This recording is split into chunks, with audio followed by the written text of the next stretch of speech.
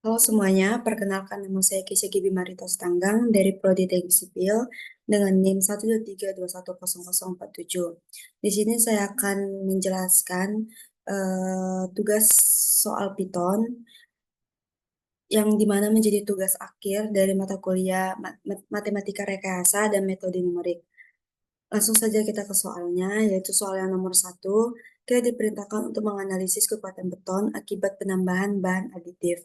Langkah yang pertama yang harus kita lakuin yaitu membaca dan menampilkan data dari file Excel.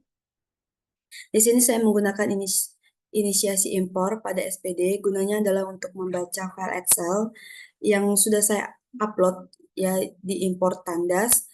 Ini atau kita sebut sebagai PD. Nah, ini Panas atau PD supaya disebut PD karena supaya tidak ribet. Di sini kita masukkan inisiasi muat data dari file Excel. Lalu pada datanya ini kita masukkan data campuran beton yang sudah diupload sebelumnya pada file. Nah, selanjutnya mari kita coba run.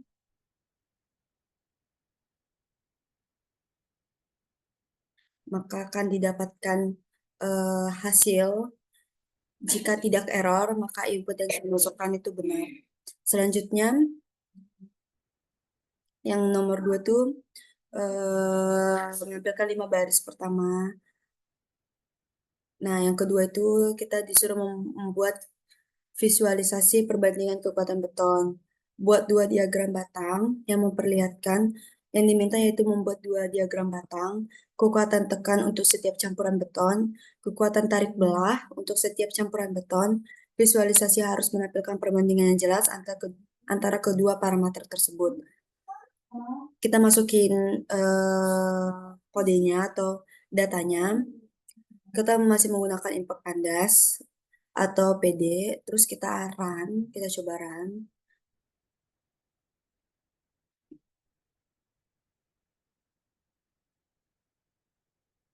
Maka muncullah 2 grafik, yaitu compressive strength versus mix, terus ada yang spilled tensile versus mix.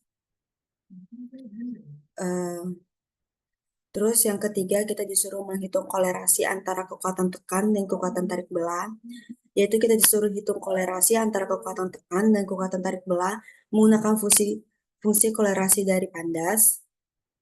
Terus yang kedua, clue-nya, kolerasi akan membantu Anda memahami seberapa kuat hubungan antara kedua variabel tersebut.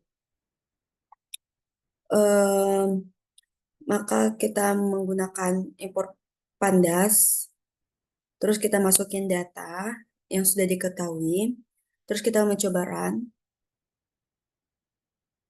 maka muncullah dengan hasil dengan angka yang sekian. Terus yang keempat, kita melakukan regresi linear. Yang disuruh yaitu lakukan regresi linear untuk menentukan hubungan matematis antara kekuatan tekan dan kekuatan tarik belah.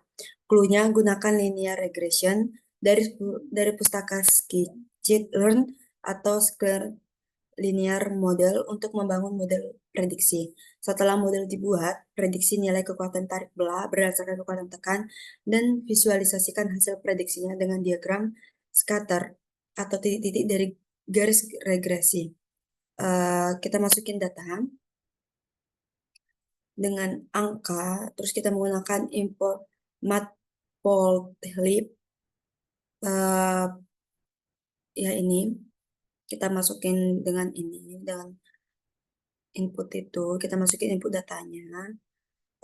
Jika sudah sesuai dengan file yang udah kita import, maka kita langsung coba aja run, maka didapatlah hasil dengan grafik seperti ini. Terus kita lanjut ke yang kelima, menganalisis hasil regresi. Tampilkan koefisien regresi atau kemiringan garis dan intercept atau titik potong dengan sumbu Y dari model regresi yang Anda bangun. Clue-nya, nilai koefisien regresi menunjukkan seberapa besar perubahan kekuatan tarik belah ketika kekuatan tekan berubah. Kita masukin input data sesuai file yang sudah kita impor, lalu kita run. maka muncullah regression coefficient atau slope dengan hasil 0,05 sekian dan muncullah intercept dengan angka yang sekian. Berarti data yang kita masukin tidak data yang kita masukin itu benar, makanya tidak terjadi error.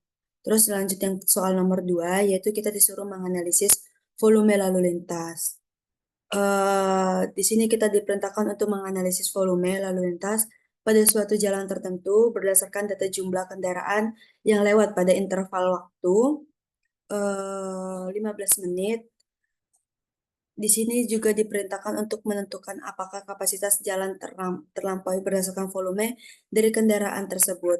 Pertama-tama kita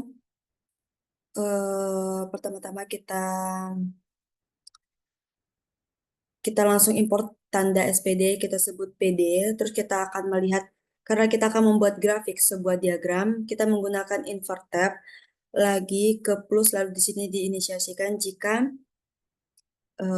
diinisiasikan, nih kita pakai import pandas atau PD, import numpli atau NP, dan import matplotlib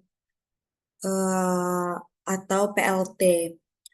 Nah, untuk membacakan, nah kita masukin data-data kita yang sudah kita import. Jika kita run lalu kita berhasil, berarti data yang kita masukin benar. Nah,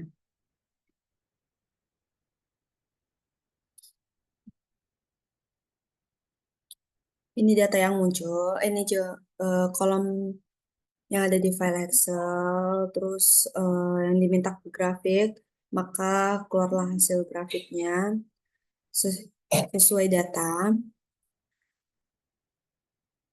yang diminta.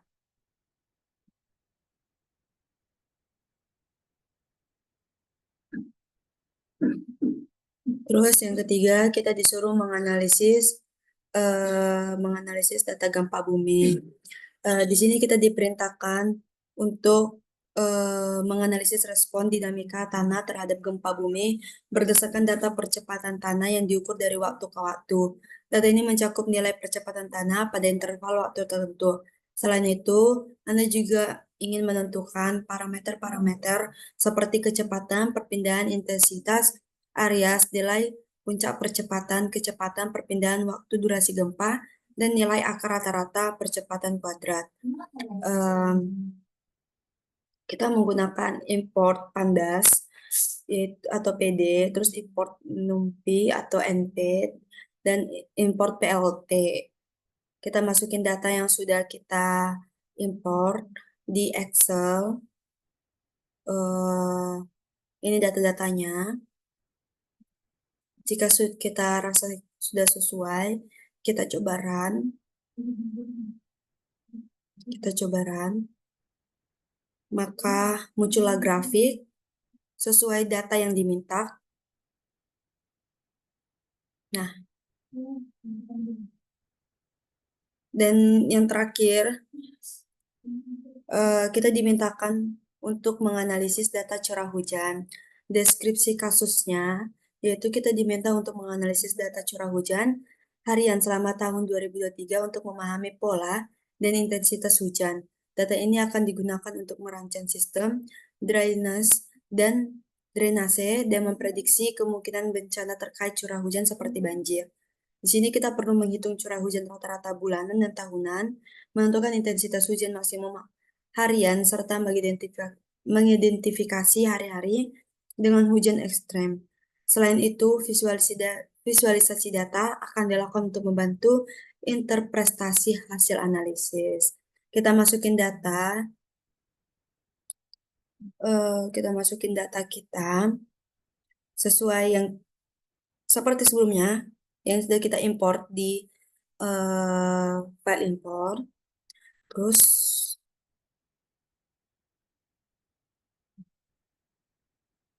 ada persiapan data, ada menghitung curah hujan rata-rata, ini datanya, menghitung intensitas hujan maksimum, terus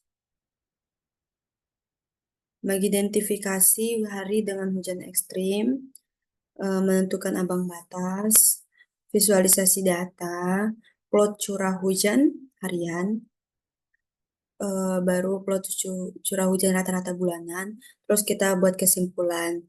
Lalu ketika kita udah masukin data-datanya semuanya, kita run, maka muncullah hasil ini grafik dengan grafik curah hujan rata-rata di bulanan tahun 2023. Terus hasil analisisnya ini curah hujan rata-rata tahunan 19,84, intensitas hujan maksimum harian 72,98, jumlah hari hujan ekstrim 14 hari, hari-hari dengan hujan ekstrim yaitu dari eh, tanggal 11 bulan 3 tahun 2023 sampai tanggal 16 bulan 12 tahun 2023 dengan hasil sekian. Mungkin hanya itu yang dapat saya sampaikan. Kurang lebihnya saya mohon maaf jika saya ada kesalahan. Selamat malam, sekian dan terima kasih.